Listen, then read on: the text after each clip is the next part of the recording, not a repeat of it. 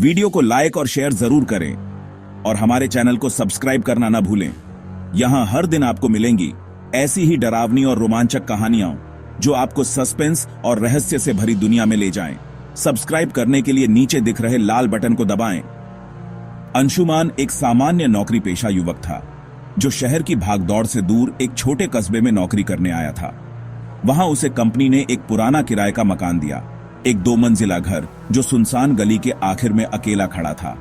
घर पुराना था लेकिन रहने लायक। अंशुमान को लगा शांत माहौल मिलेगा और कुछ समय खुद के साथ बिताने का मौका भी। पहली रात सब सामान्य था।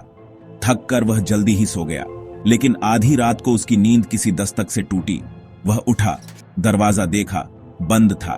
फिर खिड़की देखी, बाहर कोई नहीं था। उसने सोचा शायद कोई सपना रहा हो, लेकिन दूसरी रात भी वही हुआ। ठीक 2:03 बजे वही दस्तक। इस बार वह थोड़ा डर गया। बाहर निकलकर देखा, लेकिन गली में सन्नाटा था। तीसरी रात उसने अलार्म लगाया और कैमरा ऑन कर दिया।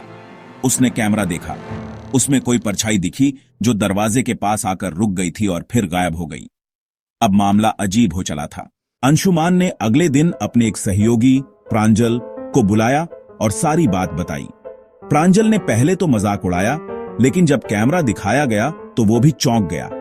दोनों ने फैसला किया कि अगली रात साथ रुकेंगे। रात आई, दोनों ने दरवाजा लॉक किया, कैमरे ऑन किए और कमरे की लाइट बंद कर दी। 2:03 पर दस्तक फिर हुई।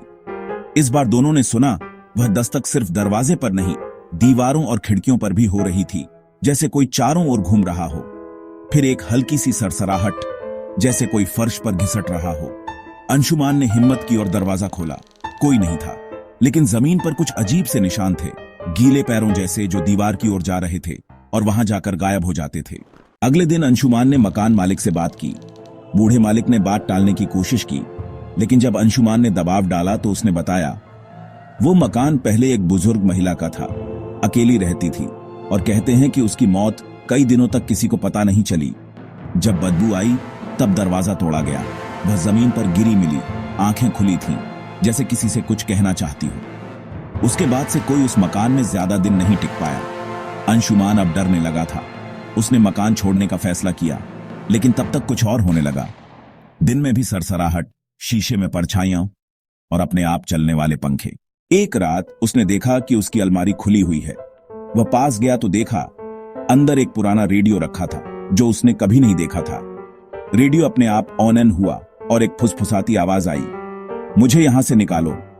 वह पीछे हटा और रेडियो बंद हो गया।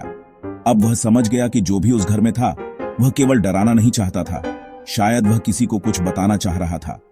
अगली सुबह उसने अलमारी में एक और पुराना बॉक्स देखा।